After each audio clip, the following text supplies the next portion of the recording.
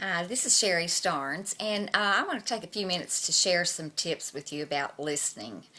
I know we all agree that listening is part of the communication process, and sometimes we get in the habit of listening to only what we want to hear, and that's called selective listening. I know that when your spouse talks to you for a few minutes and you can tune them out and just absolutely not listen until they come back and say, well, what do you think? And then you're in a position where you don't want to admit, well, I wasn't listening to you. That wouldn't be a very good idea.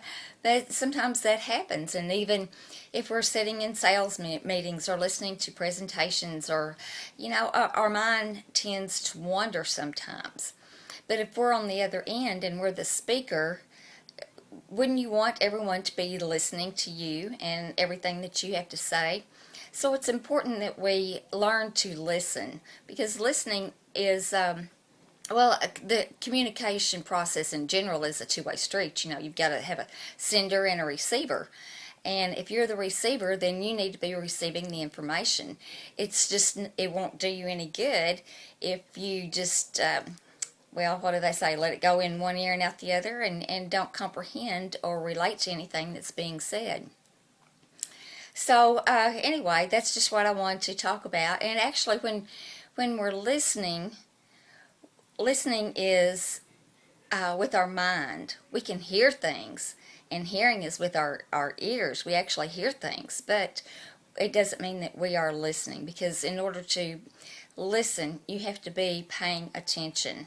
Like I said, whether it's in a meeting or at home, or with your kids, you can tune kids out easily. I know I've done it lots of times, and school teachers do it a whole lot. Believe me, you have a bunch of kids talking, well, they can just tune it out. But it's important to be an effective listener, as that is part of the communication process. And if you want someone to listen to you when you're speaking, then it would be a really great idea if you listened to what they were saying and interject some thoughts, ask some questions or make some eye contact. That will let them know that you are actually listening to what they have to say.